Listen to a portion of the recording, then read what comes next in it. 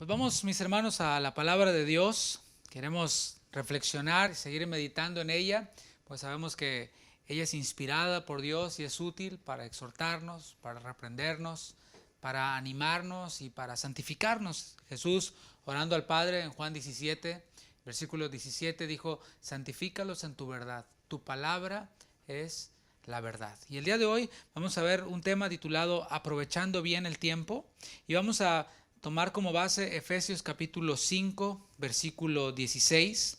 Efesios capítulo 5, versículo 16. Por cierto, el capítulo 5 de Efesios es considerado como el capítulo de la llenura del Espíritu y nos da un pantallazo de cómo debe ser la vida del creyente, de aquel quien habita en la luz, de aquel hijo de luz, como le llama también este Efesios 5, haciendo un contraste con los hijos de las tinieblas. Vamos a leer Efesios 5:16. Dice así: aprovechando bien el tiempo, porque los días son malos. Vamos a orar. Padre, gracias por tu palabra, gracias porque nos permites reunirnos en nuestros hogares en torno a tu palabra, adorándote, alabándote y también presentando toda súplica y toda oración delante de ti.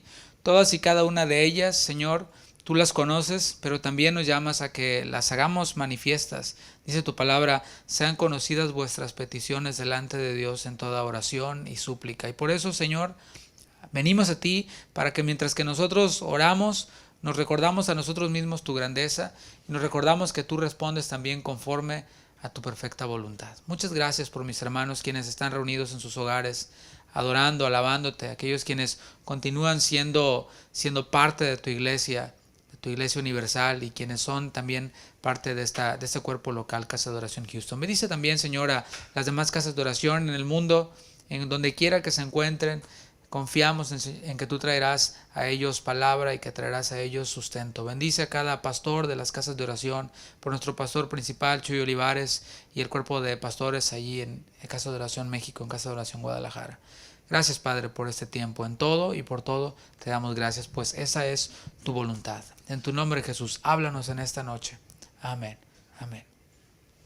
Vamos a analizar este versículo de Efesios 5:16 y lo vamos a analizar desde la última parte, de atrás para adelante. Vamos a comenzar a analizar este versículo desde la última parte, en donde dice: los días son malos. Vamos a ver solamente esa frase. La palabra días que vemos aquí en el original es la palabra gemera en griego, y se refiere aquí a un periodo de tiempo. Y cuando hablamos de periodos de tiempo, estamos hablándolo en secciones. Por ejemplo, todos tuvimos un periodo de tiempo de vida de la niñez, otro periodo de vida de la juventud, otros ya estamos viviendo pues un periodo de vida de otra juventud un poquito más avanzada. Pero hablando de periodos de días o periodos de tiempos, los periodos que estamos viendo aquí y los que estamos viviendo son los llamados en la Biblia como últimos días, o también se les conoce como postreros días. Los postreros días no son en los que se comen muchos postres, sino son los últimos días.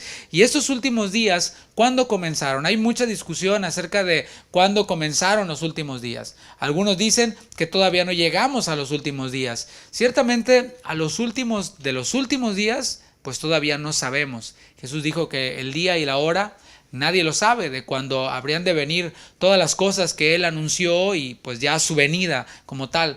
Pero los últimos días iniciaron en el momento en el que Jesús ascendió a los cielos, en el momento en el que posteriormente se apareció a los discípulos. Allí comenzaron los últimos días, los postreros días, y siendo la apertura ya digamos que oficial en Hechos capítulo 2, cuando nació la iglesia. El Señor les había prometido, que de hecho les dio un avance cuando sopló sobre ellos el Espíritu, y cuando el Espíritu Santo vino en Hechos capítulo 2, la iglesia allí reunida, podemos decir que allí iniciaron los últimos días. ¿Por qué? Porque el apóstol Pedro, cuando se levantó allí en aquel aposento y empezó a hablar y a explicar lo que estaba ocurriendo, dijo: esto es lo que profetizó Joel, y dijo: en los últimos días vuestros jóvenes verán visiones, vuestros ancianos soñarán sueños, y derramaré mi espíritu sobre toda carne. Vemos ahí bíblicamente que iniciaron los últimos días o los postreros días. Ahora, el texto bíblico está describiendo este periodo de tiempo con otra palabra. Estos postreros días son malos, porque es lo que dice la frase. Los días son malos, los postreros días son malos. Y esa palabra malos es la palabra griega poneros y significa una forma activa de mal. Es diferente cuando alguien se equivoca. Por ejemplo, podemos estar ahora mismo, como estábamos tocando la alabanza, se nos fue uno que otro errorcillo por ahí, ¿verdad? Y eso es un error, es un mal que hicimos mientras que estábamos tocando. Fue una equivocación, un error, un hierro al blanco, ¿no? Pero aquí la palabra malos nos transmite la idea de una forma activa de mal, de un mal activo, de un mal continuo, de un mal que no se detiene. ¿Y a poco no está describiendo los días en los que estamos viviendo? Los días en que vivimos son activamente malos. Son activamente malos. ¿Y por qué? Quizás tú te preguntes, bueno, ¿por qué los días son así de malos? ¿Por qué la sociedad está como está? ¿Por qué el hombre, a pesar de ver un momento de crisis, un momento difícil, lejos de buscar a Dios, empieza a hacer su propia voluntad o sigue haciendo su propia voluntad? Empieza a quejarse, empieza a reclamarle a Dios y empieza incluso a ofender a Dios y decir, ¿por qué si Dios es bueno, por qué permite que nos pasen estas cosas? ¿Por qué si Dios es bueno, por qué no manda la cura para todo esto y se soluciona todo ya y regresamos todos a nuestra vida normal? ¿Por qué? Bueno, Primera de Juan capítulo 5, versículo 19 nos da la respuesta. Primera de Juan 5, 19 nos da dos realidades. Una está en la primera parte del versículo y la otra está en la segunda parte. Dice Primera de Juan 5, 19, sabemos que somos de Dios. No todos pueden decir esto, ¿eh? No todos pueden decir que son de Dios. Todos somos creación de Dios, pero aquellos quienes hemos creído en su Hijo amado Jesucristo, entonces somos de Dios, le pertenecemos a Dios y hacemos su voluntad, somos sus hijos. Y aquí hace la distinción de aquellos quienes son creación de Dios y bajo quién están. Dice, y el mundo, o sea, quienes nos le pertenecen a Dios, el mundo entero está bajo el maligno. Dios le dio cierta autoridad a Satanás en este mundo. Por esto es que nosotros vemos bíblicamente que el mundo está bajo el maligno. También vemos en otros textos bíblicos que Satanás ha cegado el entendimiento de los hombres para que no les resplandezca la luz del sol, para que no les resplandezca la luz de Cristo. Y es por eso que vemos al hombre buscando respuestas en la metafísica, vemos que al hombre buscando respuestas en las diferentes religiones, en sectas, en lo que se le antoje, pero jamás se le ocurre por sí mismo buscar a Dios, jamás se le ocurre por sí mismo buscar respuesta en el Señor. Y ciertamente esto describe los días en los que estamos viviendo. Son días malos, ¿por qué? Porque están bajo el maligno. Y versículos antes del versículo que leímos ahí en Efesios 5:16 menciona varias características de los hijos de las tinieblas. Como dije, hace una distinción de los hijos de la luz, quienes somos nosotros, quienes somos los que le pertenecemos a Dios, y los hijos de las tinieblas, los hijos quienes están bajo el control del maligno, bajo la autoridad del maligno. Aunque digan que no tienen autoridad, están bajo la autoridad del maligno. ¿Cuáles son algunas de estas características que están aquí en este capítulo 5 de Efesios? Bueno, habla acerca de fornicación. Fornicación es todo acto sexual que es realizado fuera del matrimonio. Y lo tengo que decir un poco más lento porque yo sé que hay personas quienes no entienden ese concepto y tratan de disfrazarlo de otra manera y dicen, bueno, es que si hay amor, no hace falta un papelito. No hace falta un papelito, si nos amamos, si estamos juntos, todo está bien. Pues si se aman y están juntos, ¿por qué no firmar el papelito, no? ¿No será que habrá alguna intención por allí? Yo creo que más bien es el no querer tener un compromiso. Pero la palabra de Dios nos muestra que el acto sexual fuera del matrimonio es pecado, se llama fornicación y es desaprobado por Dios. Dios, cuando hizo a Adán, vio que le puso que le pusiera los nombres a los animales y Adán no veía no veía pues ayuda idónea para él. Y Dios dijo, no es bueno que el hombre esté solo, le haré ayuda idónea. Entonces Dios les bendijo y después de bendecirles les dijo, multiplíquense, fructifíquense, llenen la tierra, cosa que en casa de oración somos buenos para eso, ¿verdad que sí? Pero eso es dentro de la bendición del matrimonio, y fuera del matrimonio el mismo acto, y aunque haya mucho amor entre comillas, la Biblia le llama fornicación, y esa es una de las características de los hombres de los últimos tiempos, de los que ahora hay amor, después de 3 años ya no hay, dejan a ese amor que tenían y se consiguen otro, y así se le llevan hasta que ya nadie los pela, ¿no? Hasta que ya nadie les hace caso y ya no pueden continuar con esa vida de fornicación. Los hijos de las tinieblas se caracterizan también por la inmundicia, es otra de las características que aparece en ese versículo o en este capítulo 5 de Efesios. ¿Qué es inmundicia? ¿Te fijas cómo está distinguida la fornicación de la inmundicia? La inmundicia tiene que ver con toda inmoralidad sexual, todo aquello que está fuera del diseño de Dios, porque por eso mencioné a Dios cuando creó a Adán, cuando creó a Eva, todo aquello que está fuera de ese diseño de varón y hembra como los creó Dios es inmoralidad sexual, es inmundicia. Todo aquello que está pervertido dentro de lo que Dios estableció para la reproducción y para que haya esta fructificación y multiplicación es inmundicia, y es una característica de los hijos de las tinieblas. No hayan que inventar más. Algunos, hay por ahí una mujer que ya se casó con una vaca y con un caballo, y bueno, cuántas y cuántas perversiones e inmundicias, inmoralidades sexuales es precisamente lo que caracteriza a los hijos de las tinieblas. También en el capítulo 5 de Efesios nos da la característica de los últimos, de estos hombres malvados, que tiene que ver con palabras deshonestas. Y no necesariamente tiene que ver con mentiras, sino aquí se refiere a malas palabras. Y eso es precisamente lo que oímos. Hay hombres que vemos por todos lados, por supuesto que no son hijos de Dios, aunque hay uno que otro que dice que es hijo de Dios y no habla más que con malas palabras, ¿no? Es algo que sale de su boca. Salen 10 palabras y de las 10, 9 malas palabras y una buena, ¿no? Si es que se le puede llamar buena. Bueno, eso es una característica de los hijos de las tinieblas. Además, habla acerca de necedades. ¿Qué es necedad? Según Efesios capítulo 5, tiene que ver con conversaciones tontas, conversaciones que no tienen sentido, conversaciones que no aportan absolutamente nada bueno. Eso es lo que caracteriza a los hijos de las tinieblas. Y ellos no solamente tienen estas conversaciones, tienen programas de televisión, producen programas de televisión que no son más que necedades, conversaciones tontas. Y no, que aquel artista ya se casó con no sé cuál, el otro se fue de vacaciones, y que la serie de la vida de quién sabe cuál artista. Necedades, conversaciones tontas. Pero además, otra de las características de los hijos de las tinieblas son las truhanerías. ¿Qué es esto? Son bromas vulgares, bromas de doble sentido. Eso, otra vez, característica de los hijos de los últimos tiempos. Tienen de hecho programas de radio, programas de televisión, podcast, que no hacen otra cosa más que hablar acerca de cosas de doble sentido.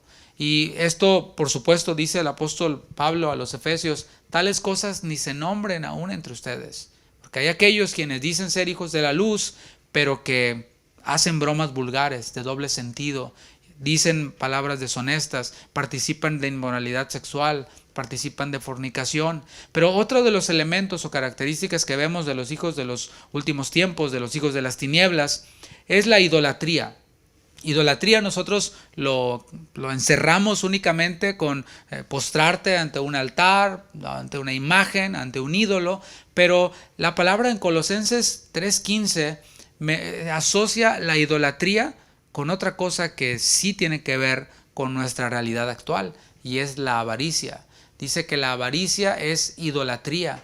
Así que puede que alguien no participe de postrarse ante un ídolo, de postrarse ante una figura, pero sí participa de la avaricia, que es ese deseo insaciable de tener más y más y más y más. Y hay personas quienes tienen un closet lleno de zapatos que nunca se han puesto y que quizás nunca se van a poner, pero tienen ese hábito de salir a las tiendas y comprar y comprar y comprar y comprar, y no saben ni siquiera lo que tienen. Esto es un mal que es una realidad en este país en el que nosotros vivimos.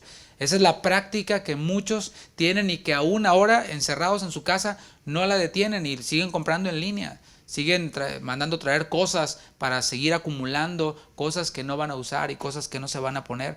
Eso es avaricia. Automóviles, casas, propiedades, y ya no podemos seguir mencionando de tantas cosas que tienen que ver con la avaricia, ese deseo de tener más y más. Son muchas las cosas que los hijos de las tinieblas practican, definitivamente, son muchas. No obstante, con las obras de los hombres de este mundo bajo el maligno, no obstante con eso, el apóstol Pablo también hizo una descripción de los hombres de los postreros días, estos días en los que estamos viviendo. Y lo vemos en 2 de Timoteo capítulo 3, versículos del 1 al 5. Y aquí tenemos que hacer una distinción, porque en Efesios 5 habló de los hijos de las tinieblas, pero aquí en 2 de Timoteo 3 habla acerca de los hombres de los últimos días, de los últimos tiempos, los cuales al final en el versículo 5 nos transmite la idea de que son hombres quienes aparentan piedad. Son hombres quienes dicen ser creyentes, son hombres quienes dicen ser hijos de la luz, son hombres quienes se meten entre los cristianos y se pueden llegar a confundir entre los cristianos. Pero cuando tú haces lo que dijo Jesús, tratas de conocerlos por sus frutos, te empiezas a encontrar con esta lista de características de los hombres de los últimos días, de los postreros días. Dice Pablo a Timoteo, también debes saber esto. Recuerda que Pablo está formando a este pastor joven Timoteo y le dice, Timoteo, no se te pase, no se te olvide, no pienses que en la iglesia todo es color de rosa, no pienses que en la iglesia todos son hijos de la luz, todos son trigo, no pienses que todos son ovejas, algunos son cizaña, otros son cabritos, pero no pienses esto, debes de saber esto, que en los postreros días, o sea, en los que estamos ahora mismo, vendrán tiempos peligrosos. Son días postreros, últimos días, son tiempos malos, tiempos peligrosos, porque habrá hombres amadores de sí mismos, hombres quienes piensan primero en ellos, luego en ellos y después en ellos, y tratan de que las cosas en la iglesia se hagan como ellos quieren que sean, como a ellos les satisface, y si no, hacen un berrinche y se van a otro lado. Que en los postreros días vendrán tiempos peligrosos porque habrá hombres amadores de sí mismos, avaros, o sea, idólatras, vanagloriosos, soberbios, blasfemos, desobedientes a los padres, ingratos, impíos. Pero mira, dice ahí que son avaros, que se detienen en la avaricia. Siendo cristianos, tienen una vida avariciosa, tienen una vida vanagloriosa, o sea que buscan la atención para ellos mismos y buscan la gloria para sí mismos. En vez de decir todo lo que hago lo hago para la gloria de Dios, son aquellos quienes buscan el aplauso, el reconocimiento y que les digan qué bonito lo haces, usted es lo máximo, señor, licenciado, como quiera que le llamen. Soberbios, la soberbia tiene que ver con ese pecado de Satanás. Satanás, quien se llenó de soberbia, se llenó de orgullo y dijo, pues yo me haré semejante al Altísimo.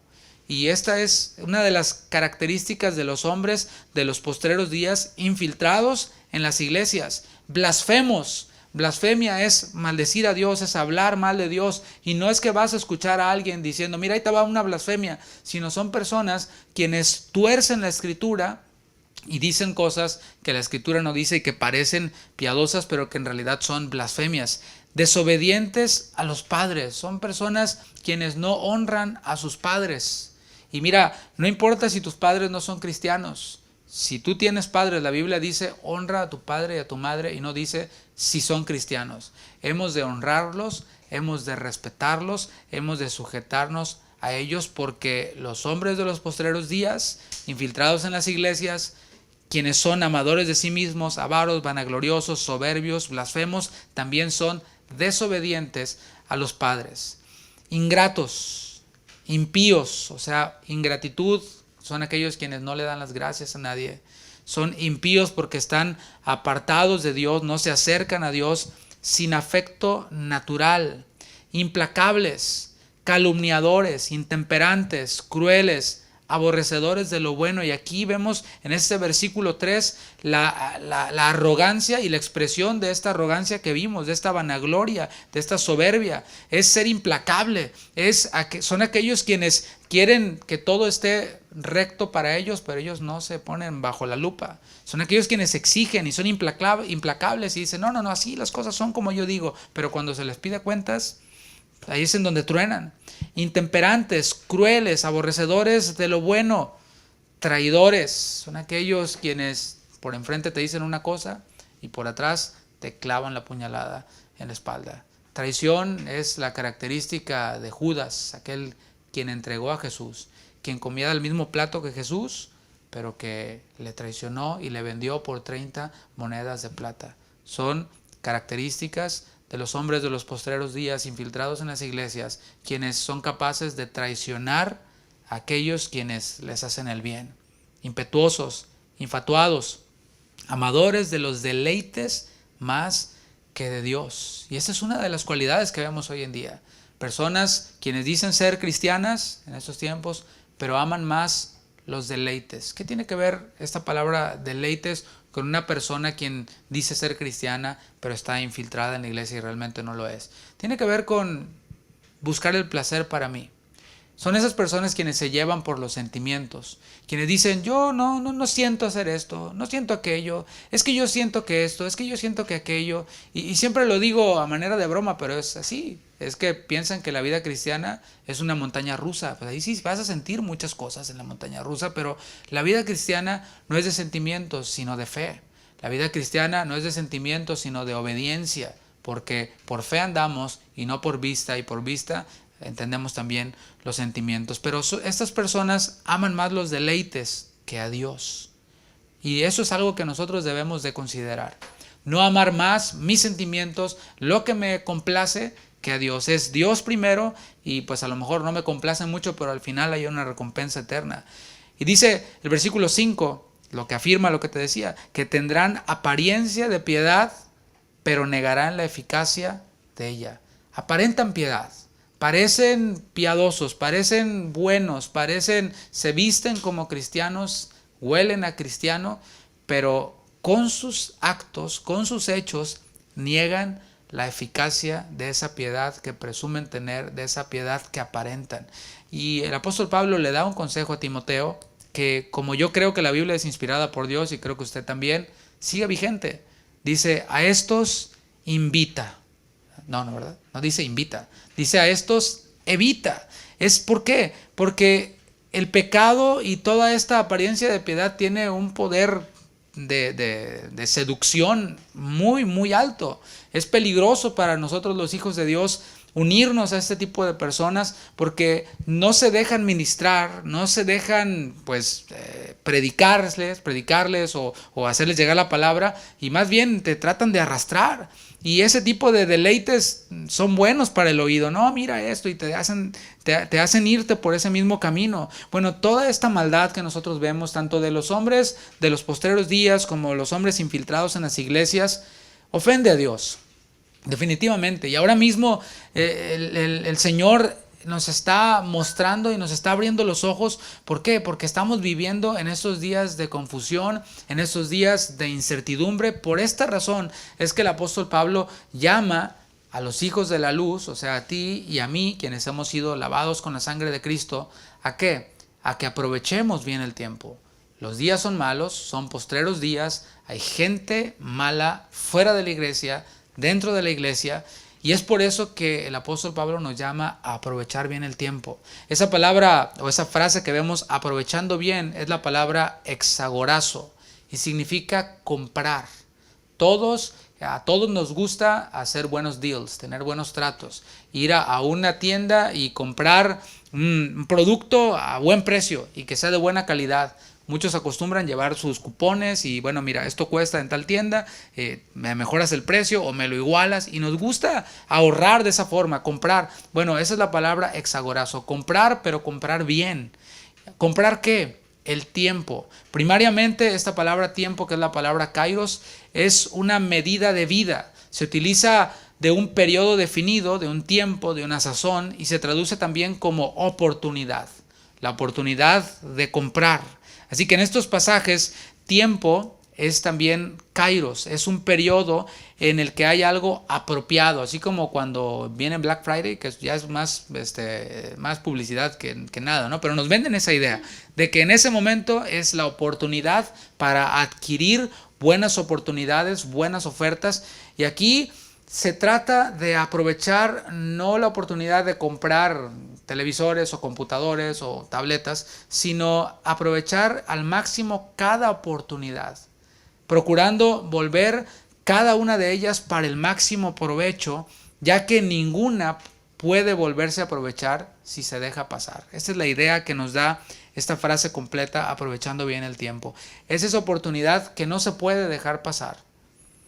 Es ahora cuando muchos de nosotros tenemos estas oportunidades. Y aquí es en donde yo quiero ponerme muy práctico con esta enseñanza, muy práctico, porque queremos sí ir a los textos, queremos ver lo que dice el idioma original, queremos ver lo que otros textos dicen, pero ¿de qué manera lo aplicamos? ¿Cómo podemos aprovechar bien el tiempo ahora, mientras que estamos en esta etapa de encierro? ¿Cómo lo podemos aprovechar bien? Bueno, te voy a dar algunos puntos, algunas sugerencias, algunos consejos. El primero de ellos es tener comunión con Dios. Es ahora cuando muchos de nosotros podemos aprovechar esta oportunidad para tener comunión con Dios de una forma más extensa. ¿Cómo? Bueno, leyendo la Biblia. Esa es la forma en la que comenzamos a tener comunión con Dios, leyendo la Biblia. No podemos sustituir una predicación grabada en SoundCloud, en YouTube, por nuestra lectura bíblica, por tomar el libro en nuestras manos, o bueno, la tableta o la aplicación, y empezar a leer y decirle, Señor, háblame. Y empezar a leer la palabra y el Señor nos habla. Así es como tenemos comunión con el Señor. Qué bueno que hay otras opciones, pero la lectura de la palabra es algo esencial en la vida del creyente y tenemos esta oportunidad que no podemos dejar pasar de leer más la Biblia. ¿Qué tal los devocionales? Los devocionales son fragmentos pequeños de un versículo que nos da alguna aplicación práctica. Eso es algo bueno que podemos hacer y en nuestros grupos de WhatsApp de la iglesia mandamos devocionales, varios hermanos mandan devocionales, comparten. Todo eso es algo que es de edificación para nuestra vida y en más de una oportunidad, al menos a mí, ese devocional me ha llegado como anillo al dedo. Y decía, esta palabra, esta explicación, esta aplicación, yo la ocupé durante el día. Los devocionales que podemos tener con nuestra familia o individual, los libros cristianos, esta es una buena oportunidad para ordenar un libro por alguna de las plataformas que hay y empezar a leerlo, además de nuestra lectura bíblica, además de nuestros devocionales, leer un libro. Y mira, a lo mejor dices, no, es que yo no soy muy bueno para leer. Bueno, algún día tienes que empezar y hacer ese hábito y cada vez se te va a hacer más fácil y cada vez se te va a hacer más natural. Pero además, tenemos una excelente oportunidad para hacer oración individual, entrar a ese aposento, entrar a ese lugar apartado y doblar nuestras rodillas y orar al Señor, y verás cómo el tiempo que tenías corto se va a empezar a extender y vas a poder tener tiempos de oración más largos en donde después de exaltar el nombre de Dios, después de pedir perdón por nuestros pecados, empiezas a sacar ahora sí tu listita y le dices, Señor, mira aquí está el hermano tal, y empiezas a orar por todos aquellos a quienes el Señor te traiga a la mente y que empecemos a cumplir lo que decimos, porque no, sí, voy a orar por ti y ni oramos, sino que podamos en ese tiempo cumplir nuestra palabra, que nuestro sí sea sí, que nuestro no sea no, y que cuando estamos en ese tiempo de oración podamos orar por aquellas personas a quienes les dijimos o por las que les dijimos que íbamos a orar.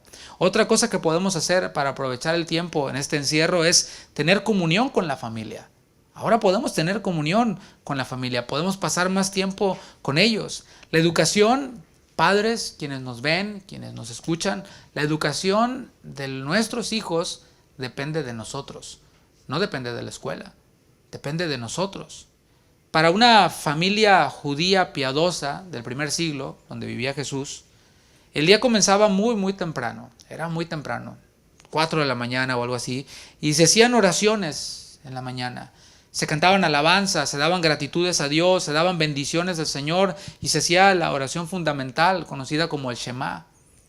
Ahora, imagínate a María levantándose por la mañana para preparar la comida, para hacer las tareas domésticas en medio de oraciones, en medio de alabanzas, y a José, mientras tanto, yendo al taller después de desayunar, a trabajar junto con Jesús, con sus hijos, y entre ellos Jesús, por supuesto.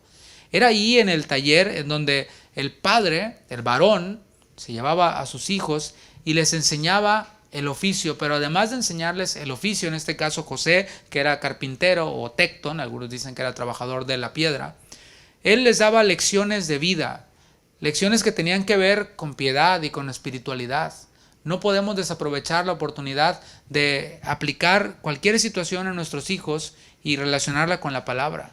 No podemos desaprovecharlo. Esto es lo que hacían los hombres judíos del primer siglo, los primeros padres del primer siglo. Ellos les daban lecciones que tenían que ver con valores morales. La moral nosotros se las enseñamos a nuestros hijos. No podemos permitir que YouTube, que Google y que este tipo de dispositivos les enseñen moral a nuestros hijos, porque les van a enseñar que it's okay tener una novia si eres niña, si te gustan las niñas.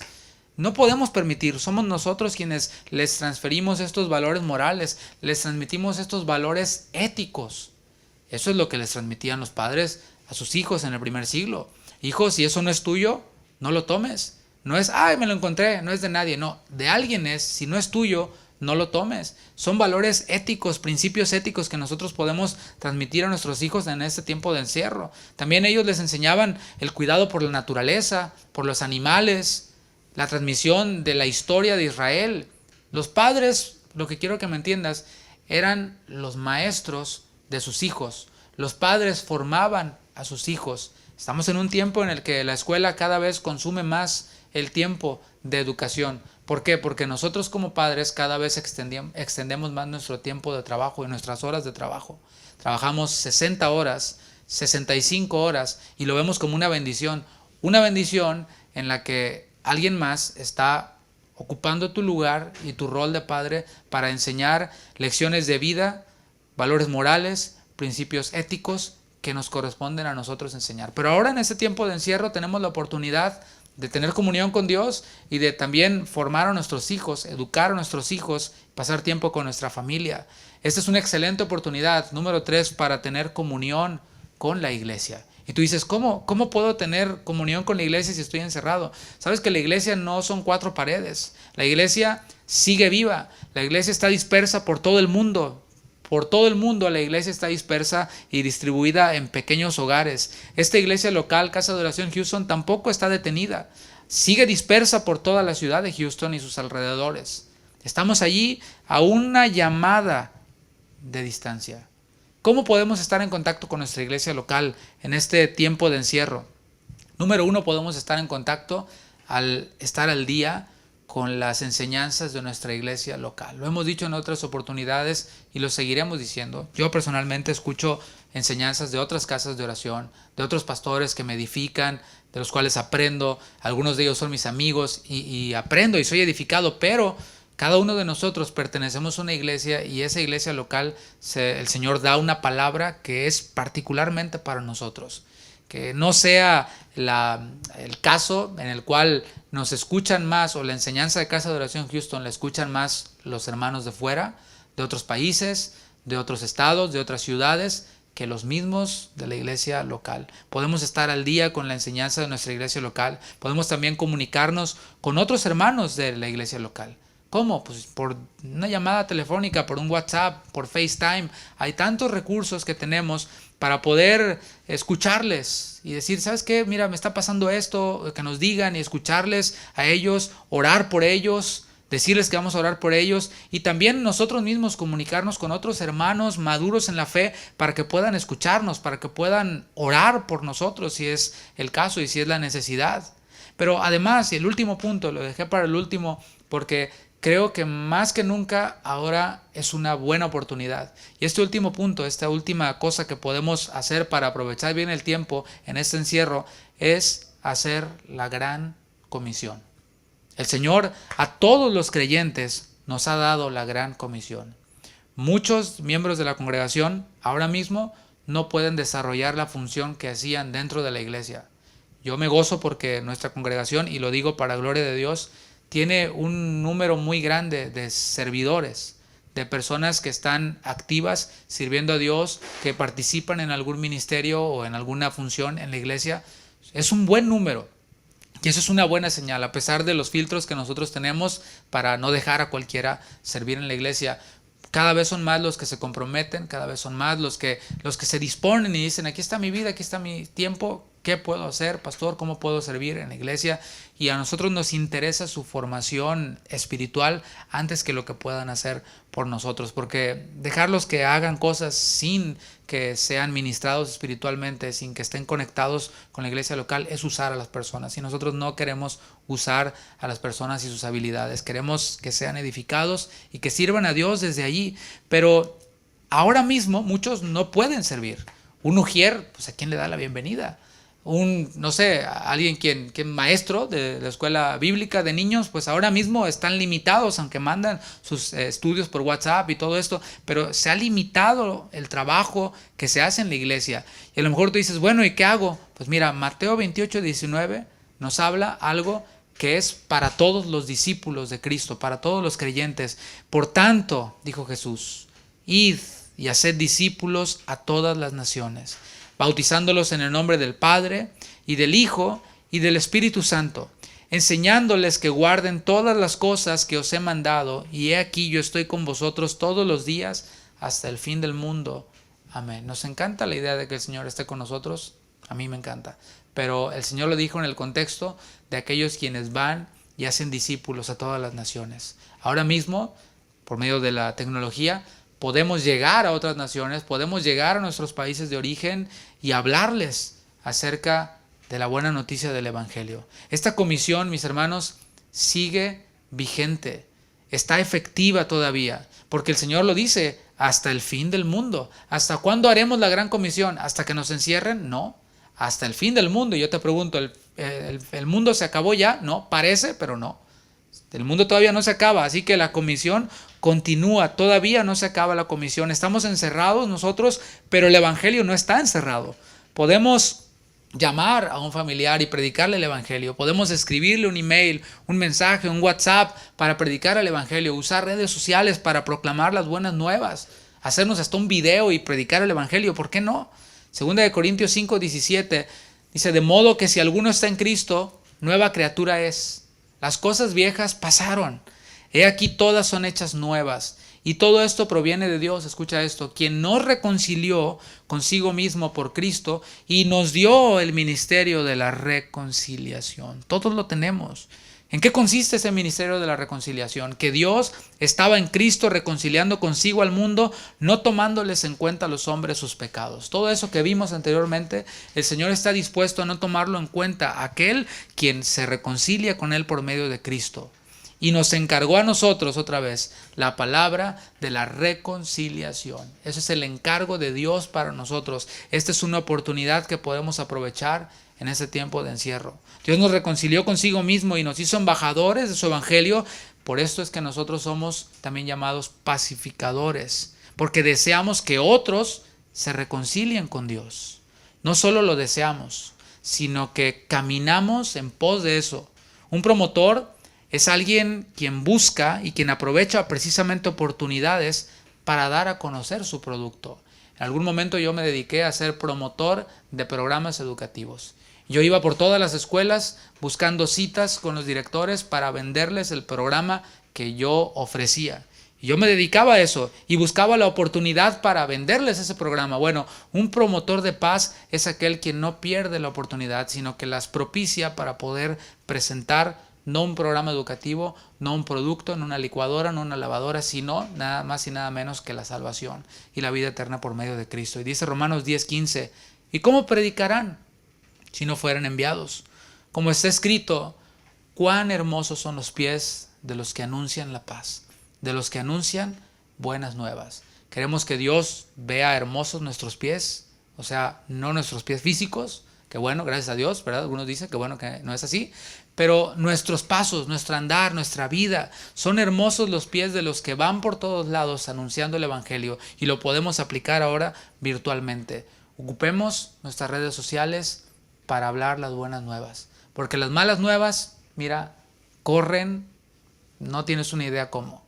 Las malas nuevas, los rumores, los dijeron, nosotros tenemos la palabra profética más segura. Y cuando hablamos del Evangelio, estamos pisando sobre terreno firme y eso es lo que nos toca hacer. Así que esta es una buena oportunidad para predicar el Evangelio usando los medios que tengamos a nuestra disposición.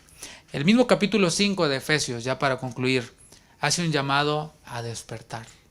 Dice, despiértate tú que duermes y levántate de los muertos y te alumbrará Cristo, porque yo sé que hay muchos ahora mismo quienes están dormidos, están en un letargo espiritual, están encerrados y en su encierro están dormidos.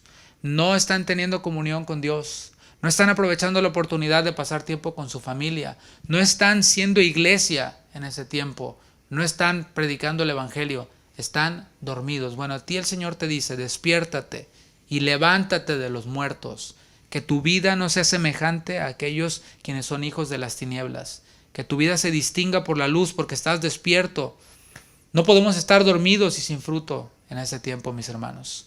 Ser entendidos en este tiempo es estar despierto y estar lleno del Espíritu. Pablo les dijo a los efesios, no seáis insensatos, sino sean entendidos. Y esta enseñanza tiene el propósito de hacernos entendidos en los tiempos en los que estamos viviendo, entendidos en los riesgos que hay dentro de la iglesia y de cómo nosotros mismos no podamos ser uno de esos quienes tienen apariencia de piedad, pero con sus hechos la niegan. Que seamos entendidos en los tiempos para poder aprovecharlos bien y así dar fruto, llevar mucho fruto, más fruto. Y Efesios 5:18, por último, hablando de la llenura del Espíritu, con esto termino.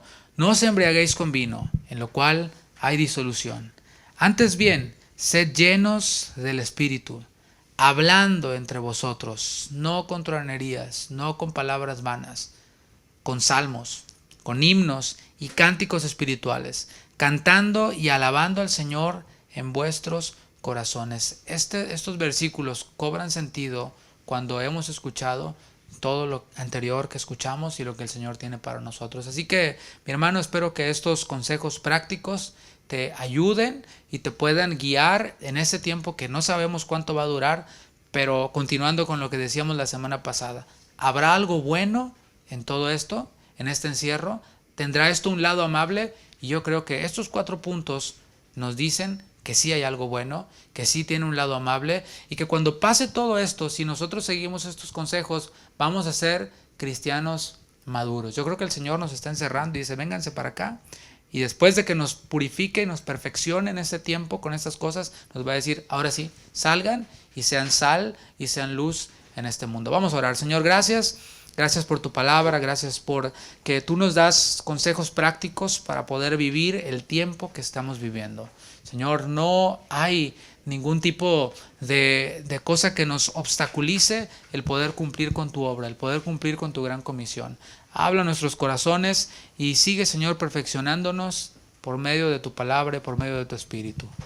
Señor, bendice a aquellos quienes están del otro lado y están pasando por tiempos de crisis, que esta palabra les pueda consolar, les pueda redarguir y les pueda, Señor, animar para seguir adelante con su vida cristiana. En nombre de Jesús.